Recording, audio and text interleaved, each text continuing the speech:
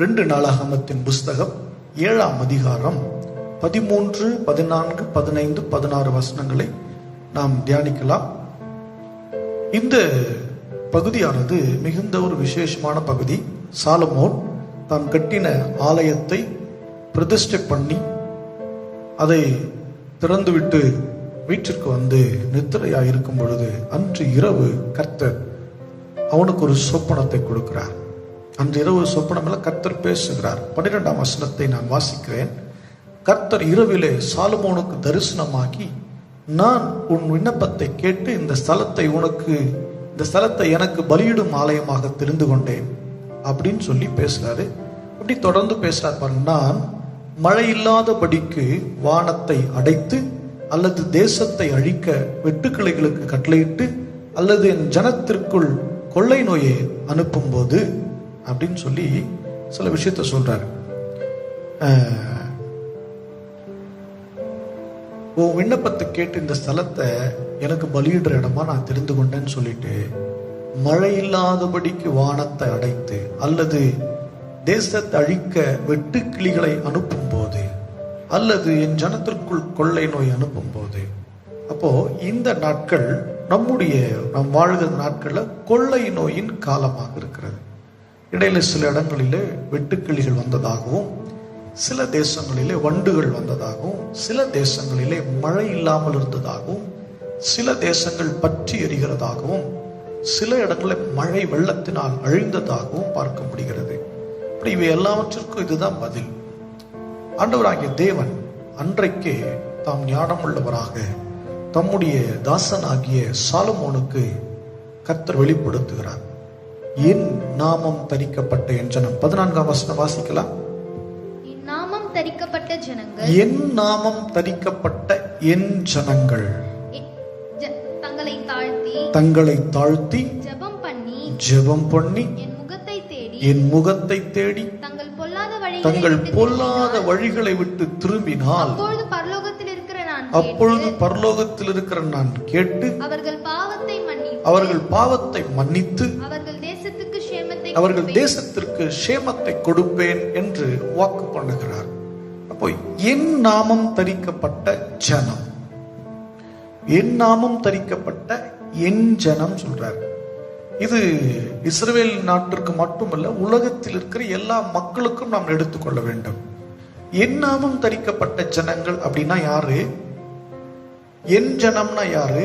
நாம் தான் அவருடைய ஜனம். அவர் சொல்றார் என் ஜனங்கள், என் ஜாதியார் அப்படின்னு சொல்றார். அப்போ நாம் அவருடைய ஜனம், இயேசு கிறிஸ்துவின் ரத்தத்தினாலே கழுவப்பட்ட ஜனம், அவருடைய ஜனமா இருக்கிறோம். அப்போ அவருடைய ஜனமா இருக்கிற நாம் என்ன செய்யணுமா? தங்களை தாழ்த்தணுமா? ஏன் அப்படின்னு சொல்றாருன்னா, இதுலதான் பாத்தீங்கன்னா இப்போ சில பிரசங்கம்லாம் என்ன பிரசங்கம் பண்றாங்கன்னா, இன்னைக்கு நிறைய எவாஞ்சலிஸ்ட், நிறைய போதகர்கள், சில மூத்த ஊழியர்கள்லாம் பிரசங்கிக்கிறத கஷ்டமா இருக்கு கேட்கறது. திருச்சபையெல்லாம் பாவம் பண்ணிடுச்சு, விசுவாசிகள்லாம் பாவம் பண்ணிடுச்சு.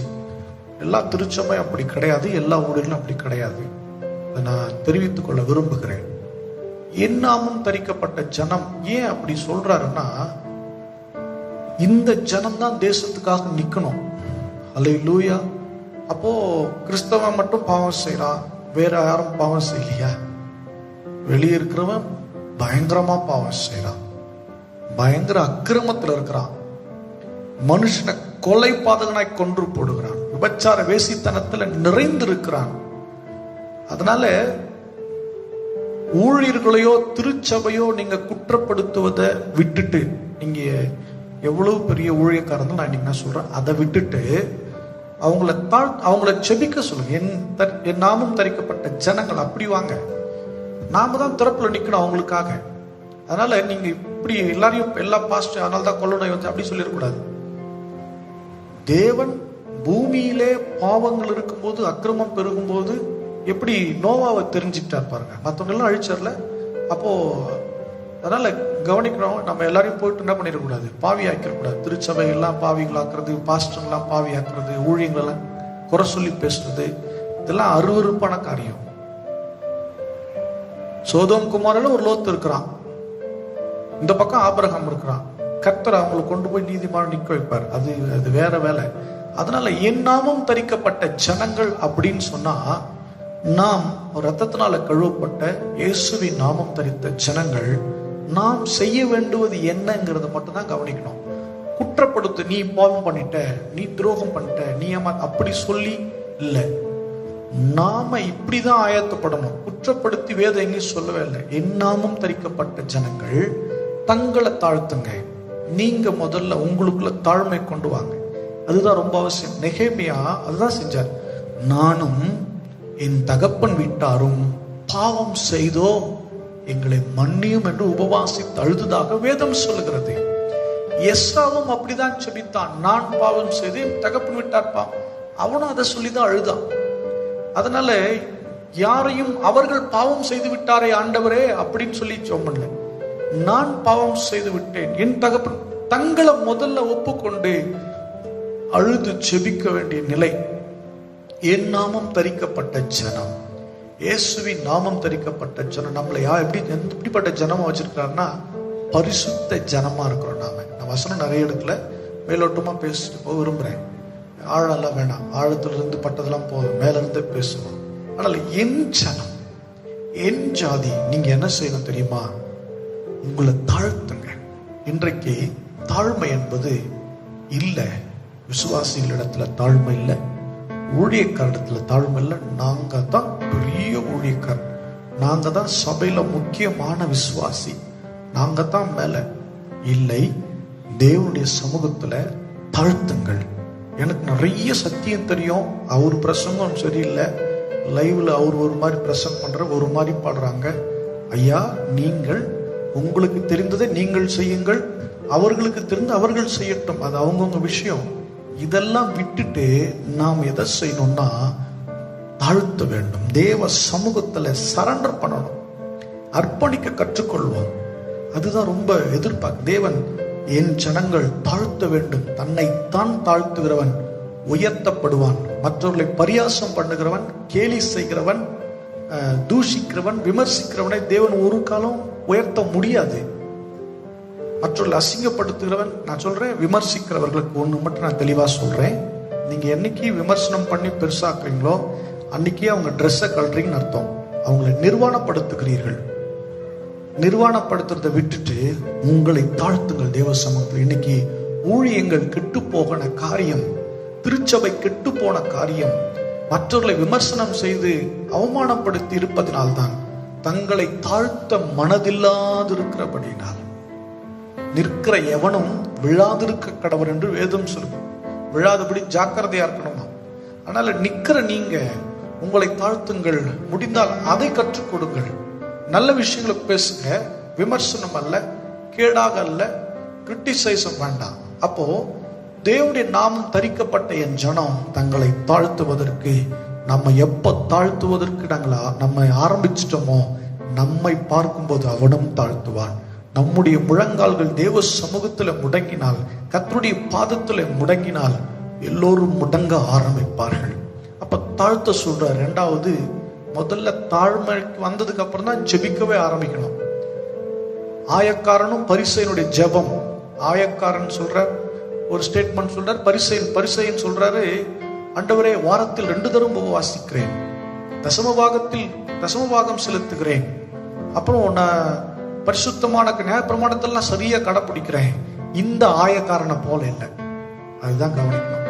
ஆயக்காரன் என்ன சொன்னா தெரியுமா? ஆண்டவரே, பாவியான என் மேல் கிருபையாயிரும்.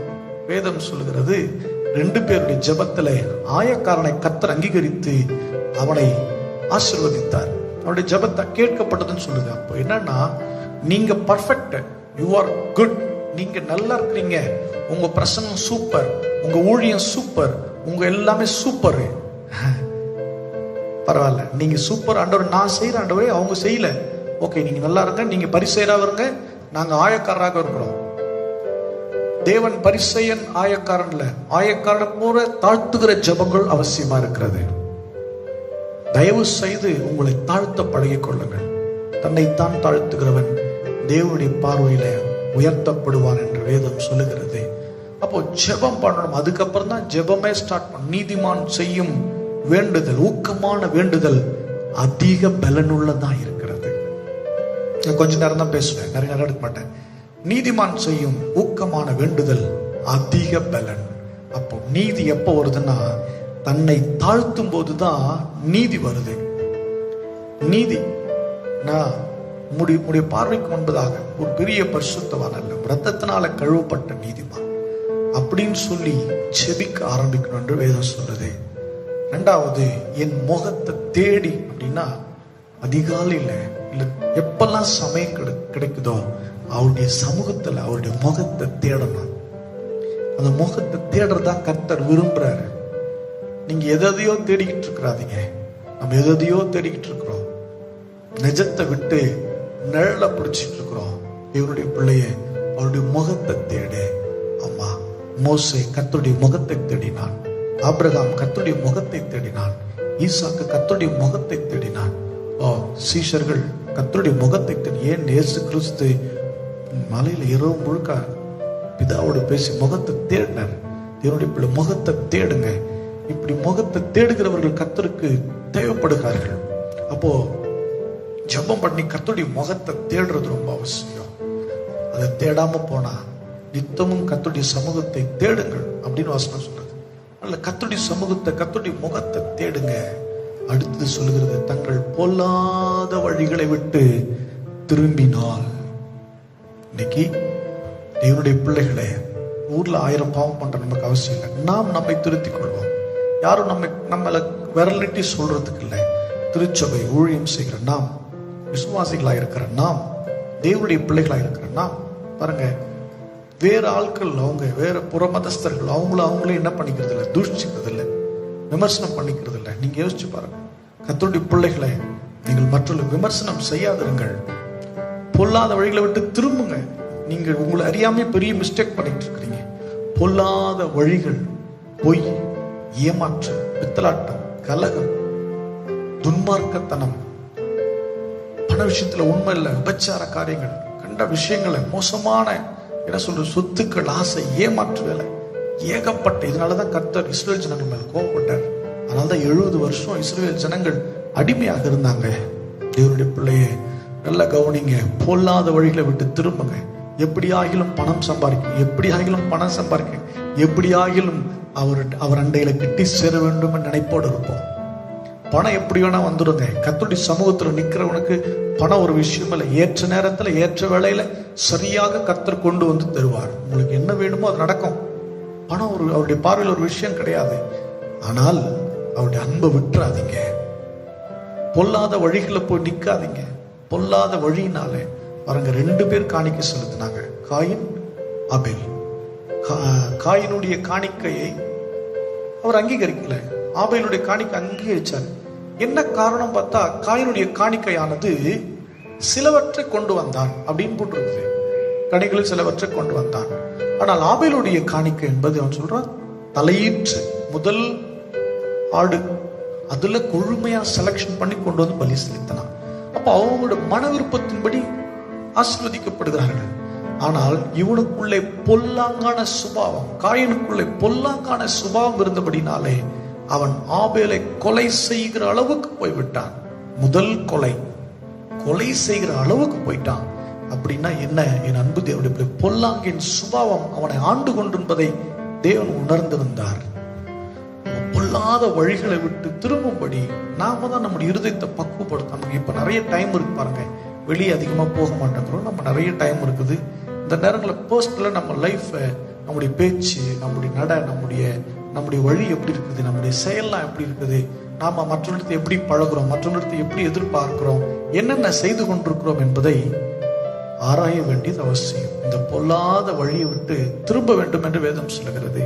அதான் மத்தேயுல சொல்றாரு, மனம் திரும்புதலுக்கு ஏற்ற கனிகளை கொடுங்கள். கனி இல்லாத வாழ்க்கை வாழாதீங்கன்னு சொன்ன. பொல்லாத வழி விட்டு திரும்பு. முதல்ல நான் என்ன சொன்னேன், என் நாமம் தரிக்கப்பட்ட ஜனம். ஒரு வசனம் சொல்லுது, சங்கீதம் 81:13 வாசிக்கலாம் நினைக்கிறேன். 81:13. என் ஜனம் எனக்கு செவி கொடுத்து இஸ்ரவேல் என் வழிகளில் நடந்தால் நலமாயிருக்கும். சீக்கிரத்தில் அவர் எதிராளிகளை தாழ்த்தி என் கையை அவர் சத்துருக்களுக்கு விரோதமாய் வைப்பேன். அப்பொழுது கர்த்தரை பகைக்கிறவர்கள் அவருக்கு இச்சகம் பேசி அடங்குவார்கள். அவர் சொல்றார், என் ஜனம், என் இஸ்ரவேல் ஜனம் என் வார்த்தை கேட்டு நடந்தா நல்லா இருக்குமே. அல்லேலூயா. தேவனுடைய வார்த்தையை கேட்டு நடக்கிறவன் பொல்லாங்கினுடைய காரியத்திற்கு ஈடுபடான். பொல்லாங்கின் காரியங்களை போயிட்டு சிக்கிக்கொள்ள மாட்டான். பொல்லாங்குடைய விஷயத்துல போயிட்டு சிக்கிக்கொள்ள மாட்டான். என் அன்பு தேவனுடைய பிள்ளைகளே, பொல்லாத வழிகளை விட்டு திரும்புங்க. வெளிப்படுத்தின விசேஷத்தில் 2ஆம் அதிகாரம் சொல்லுகிறது. 2ஆம் அதிகாரம் 4-5 வாசிக்கலாம். ஆனாலும் நீ ஆதியில் கொண்டிருந்த அன்பை விட்டாய் என்று உன் பேரில் எனக்கு குறை உண்டு. ஆகையால் நீ இன்ன நிலைமையிலிருந்து விழுந்தாய் என்பதை நினைத்து மனம் திரும்பி ஆதியில் செய்திருந்த கிரியைகளை செய்வாயாக. இல்லாவிட்டால் நான் சீக்கிரமாய் உன்னிடத்தில் வந்து நீ மனம் திரும்பாத பட்சத்தில் விளக்கு தண்டை அது நீக்கி போ. என்ன சொல்ல, ஆதியில் கொண்டிருந்த அன்பை நீ விட்டுட்டேங்கிறதுல எனக்கு உன் பேர்ல குறை இருக்குது. அன்னைக்கு ஊழியன்னா அப்படி ஆசாசியா செஞ்சவங்க எத்தனை பேர் இருக்கிறாங்க. டைம் வேஸ்ட் பண்ண மாட்டாங்க. இங்கே சுவிசேஷம் சொல்லணும், அங்க இது பண்ணணும், அதை பண்ணணும், ஓடினாங்க. சுவிசேஷர்கள் அப்படி ஓடினாங்க. போதகர்கள் அப்படி கண்ணும் கருத்துமா ஜெபத்திலே இருப்பாங்க. இன்னைக்கு எப்படி இருக்கிறாங்க, எப்படி இருக்கிறோம், எப்படி இருக்கும்? அப்படிதான் இருக்கிறோமா? ஊழியக்காரர்களை ஒரு வார்த்தை ஒரு விசுவாசி எடுத்து பேச ஊழியக்காரர்களுக்கு அவ்வளவு மரியாதை. ஊழியக்காரர்னா அப்படி ரெஸ்பெக்ட். பாஸ்டர்னா பாஸ்டர் தான், அவ்வளோ சொன்னா ஒரு வார்த்தை மீற மாட்டாங்க. இன்னைக்கு தேவனுடைய பிள்ளையே எப்படி இருக்கிறோம்? போதகருக்கு மரியாதை கொடுக்கிறோமா? விசுவாசிகள் தைரியமா பேசுற அளவுக்கு விசுவாசிகள் வளர்ந்துருக்கிறாங்க. ஊழியக்காரனை குறை கண்டுபிடிக்கும், ஊழியக்காரனை அசிங்கப்படுத்தும், ஊழியக்காரனை பத்தி கேவலமா பேசுவோம். அன்றைக்கு ஒரு பயம் இருந்தது. தேவனால் அபிஷேகம் பண்ணப்பட்ட மனுஷராமே, அவருக்கு விரோதமா பேசிடக்கூடாது, அவர் விரோதமா நினைச்சிடக்கூடாது, விரோதமா செஞ்சிடக்கூடாதுன்னு பயம் இருந்தது. இன்றைக்கு அதெல்லாம் போயிடுச்சு. ஊழியக்காரர்களுக்கு பயம் இருந்தது. ஐயோ, எஜமான் என்னை தள்ளிவிடுவாரோ, என்னோட அபிஷேகம் போயிடுமோ, என்னை பயன்படுத்த மாட்டாரோன்னு சொல்லி மற்றவர்கள் பேசுவதற்கோ மற்ற காரியங்களுக்கு பயந்தார்கள். இன்னைக்கு எல்லாம் பொல்லாங்கினால் நிறைந்திருக்கிறார்கள். அந்த ஆதி அன்பு இல்லை. அன்னைக்கு ஜெபம் பண்ண மாதிரி ஜெபம் இல்லை. அன்னைக்கு பிரசங்கம் பண்ணா வெள்ளிக்கிழமைல இருந்து ஆயத்தம். வெள்ளிக்கிழமைல இருந்து சோத்திரம் சோத்திரம் சோத்திரம். வெள்ளிக்கிழமை முடிஞ்சது. சனிக்கிழமை நைட்டு மிட் நைட் 1 மணி 2 மணி ஜெபம் பண்ணி கர்த்தருடைய அந்த வார்த்தையை வாங்கி பேசின காலம் போய்விட்டது. பொல்லாத வழியை விட்டு திரும்ப, பொல்லாத வழியை விட்டு திரும்பணும். கர்த்தருடைய வார்த்தைக்காக காத்திருக்கணும். அந்த வார்த்தை எடுத்து பேசணும். அது தீர்க்க தரிசனம்னு சொல்ல மாட்டாங்க, ஆனா அது தீர்க்க தரிசனமா தான் இருக்கும். அன்னைக்கு பேசுகிற பிரசங்கம் எல்லாம் தீர்க்க தரிசனம் என்று சொல்ல மாட்டாங்க. பிரசங்கம் பண்ணிட்டு போவார் ஐயா, ஆனா அந்த பிரசங்கம் எப்படி இருக்குன்னா தீர்க்க தரிசனமாக இருக்கும். இன்னைக்கு தீர்க்க தரிசனம் சொல்றாங்க, ஆனா தீர்க்க தரிசனமாகவே இல்லை. காரணம் என்ன தெரியுமா? கர்த்தருடைய பாதத்துல இல்லை. தேவன் சொன்னதை சொல்லல. விசுவாசிகள் அன்னைக்கு பாஸ்டர் வாயிலிருந்து ஒரு வார்த்தை சொல்லிட்டா விசுவாசி நம்பி போவோம், அப்படியே சுகமாயிடும், அப்படியே ஆசீர்வதிக்கப்படுவாங்க. இன்னைக்கு எப்படி திரும்ப நடக்குது? பாஸ்டர் என்ன சொல்லி அனுப்பிச்சாலும் அவர் சொல்றாரு, நம்ம இஷ்டத்தை நம்ம இருப்போம், நம்ம பாட்டை செய்வோம் அப்படின்னு இருக்கிறாங்க. அதனால சொன்னது என்ன பண்ண மாட்டாங்க, நடக்க மாட்டாங்க. பழிக்கும். ஐயோ, அன்னைக்கு சொன்னார், பழிக்காது. பொல்லாத வழிகளை விட்டு திரும்பு, பொல்லாத வழிகளை விட்டு திரும்பு என்று கர்த்தர் சொல்லுகிறவராக இருக்கிறார். தேவ பிள்ளையே, நீங்க நேரலையில பார்க்கிற பிள்ளை நான் சொல்றேன், நம்மளை ஆராய்ச்சி பார்ப்போம் சகோதரியே, நம்மை ஆராய்ந்து பார்ப்போம் சகோதரனே, அன்பு மகளே மகனே, நீ உன்னை ஆராய்ந்து பார். நாம் எல்லாரும், அதாவது நாம் எல்லாரும் சேர்ந்து சொல்றாரு. நம்ம நினைச்சிட்டோம் நான் மட்டும் அவர் ஜனம், என் ஜனம் என் நாமம் தரிக்கப்பட்ட ஜனம். அப்போ நாமளும் அவருடைய நாமம் தரிக்கப்பட்ட ஜனம். பூமியில் இருக்கிற ஜனமும் அது அவருடைய ஜனம். அவர் நாமம் தரிக்கப்படாத ஜனம், அவர் அறியல, பரவாயில்ல, ஆனா அதுவும் அவருடைய ஜனம்தான். நினிவேக்கு போய் பிரசங்கம் பண்ணும்போது எல்லாரும் தேவ சமூகத்துல விழுந்தாங்க. ராஜா அவருக்கு எல்லா வஸ்திரத்தெல்லாம் என்ன பண்ணாங்க, ரெட்டு உடுத்தி கொண்டு புழுதிய சாம்பலை போட்டுக்கிட்டு ஆண்டு சமூகத்துல அப்படியே மொத்த பேரும் விழுந்து கிடந்தாங்க. கர்த்தர் தேசத்துக்கு ரட்சிப்பை கொடுத்து அழிப்பேன்னு சொல்லி அழிக்கல. அப்போ முதல்ல புறஜாதியை விட்டுருங்க, நாம விழுவுங்க கர்த்தருடைய பாதத்துல, நாம நம்மளை சரண்டர் பண்ணுவோங்க, பொல்லாத வழி நாம திரும்புவோங்க, வேற யாரையும் பார்க்க வேணாம். இல்ல எங்களை சொல்றேன், எல்லாருமே தான் பூமியில் இருக்கிற எல்லா ஜாதியாரும் எல்லா மதத்தினரும் எல்லா கோத்திரத்தாரும் தேவன் அண்டை ஒரே தேவன் சர்வ வல்லமுள்ள தேவனாகிய ஆண்டவராக இயேசு கிறிஸ்து முன்பதாக முழங்கால் படியிட்டு தங்களை தாழ்த்தி பொல்லாதவர்களை விட்டு திரும்பும் பொழுது அப்ப அவர் சொல்றார், நீங்க எப்பெல்லாம் பொல்லாத வழி விட்டு திரும்ப, ஆண்டவரே என்ன மன்னியும். நீங்க எல்லாம் சொல்றேன், எல்லாருமே சொல்றேன், எல்லா மக்களையும் சொல்றேன், ஆண்டவரே என்று சொல்லி மனம் திரும்பி நீங்க தான்ப்பா எங்களுக்கு விழுந்துச்சா, வேதம் சொல்லுகிறது அவர்கள் பாவத்தை மன்னித்து, அவருடைய பாவத்தை நான் மன்னிப்பேன். சாரி, அதுக்கு முன்னாடி அதை கேட்கிறார். இந்த பாவ மன்னிப்பு பண்றோம்ல, பாவத்தை அறிக்கை செய்யறல, மனம் திரும்ப அதெல்லாம் கேட்டு, நம்முடைய ஜபத்தை கேட்டு, அந்த அறிக்கை செய்கிற ஜபத்தை கேட்டு பாவத்தை மன்னிப்பாராம். அல்லேலூயா. ஆண்டவராக இயேசு கிறிஸ்து பாவங்களை மன்னிக்கிறதுல மிகுந்த அக்கறை உள்ளவராக இருந்தார். அவரை தேடி வந்தவர்கள் வியாதியஸ்தர்களுக்கு சில பேரை பாவங்களை மன்னிச்சுட்டு சுகமாக்கினார், சில பேரை சுகமாக்கிட்டு பாவங்களை மன்னிச்சுட்டு போன்னு சொன்னார், சில பேரை பாவங்களை மன்னிச்சுட்டு புது வாழ்க்கை ஆரம்பிக்கும்படி சொல்லி அனுப்பினார். கேட்கிறாங்க பரிசேயர்கள், வேதபார பரிசு கேட்கிறாங்க, எப்படி நீங்க பாவத்தை மன்னிக்க அதிகாரம் யார் கொடுத்தார்? அவர்தான் மனுஷகுமாரே, அவர் தான் ரட்சகர். அவரை அன்றி, அவருடைய ரத்தம் அன்றி, இயேசு கிறிஸ்து ரத்தம் அன்றி பாவ மன்னிப்பு கிடையவே கிடையாது. இந்த பூமியில வேறொரு வழி இல்லவே இல்லை. இந்த பூமியின் ரட்சிப்பிற்கு வேறொரு வழி சொல்லப்படவே இல்லை, வேறொரு நாமம் சொல்லப்படவே இல்லை. அல்லேலூயா. பாவத்தை மன்னிக்கிறவர், மன்னிக்கிறதற்கு தயை பெருத்திருக்கிறார் என்று வேதம் சொல்கிறது. தேவனுடைய பிள்ளைய, அன்பு மகளை, மகளை பார்த்து கொண்டிருக்க நீங்கள் யாரானாலும் சரி, உங்கள் பொல்லாத வழிகளை விட்டு திரும்புங்கள். கர்த்தர் உங்களுடைய ஜெபத்திற்கு பதில் கொடுக்கிற நேரம் வந்து விட்டது.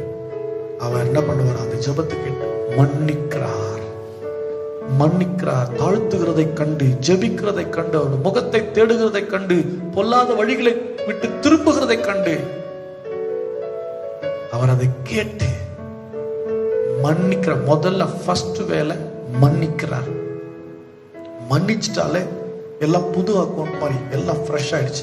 பழையவைகள் எல்லாம் கழிந்தன, எல்லாம் பழசெல்லாம் மாறிடுச்சு. என் அன்பு தேவனுடைய பிள்ளையே, பரவாயில்ல, இவ்வளவு நாள் உங்களால கர்த்தருக்கு பிரியமா வாழ முடியலையா, இவ்வளவு நாள் தேவன் விரும்புகிறபடி வாழ முடியலையா, பரவாயில்ல, விட்டுருங்க.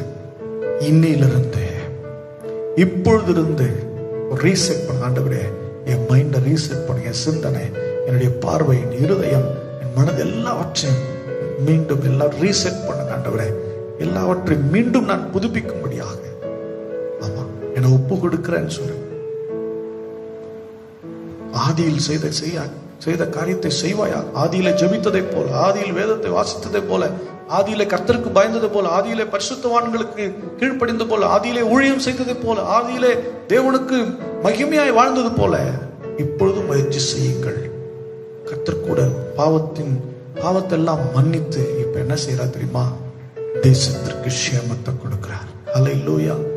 தேசத்துக்கு சேமம், தேசத்துக்கு சேமம் வருவது தேவனுடைய பிள்ளைகளுடைய கரங்களில் இருக்கிறது. வாசிக்கலாம் எசேக்கியேலின் தீர்க்கதரிசன புஸ்தகம் 22:50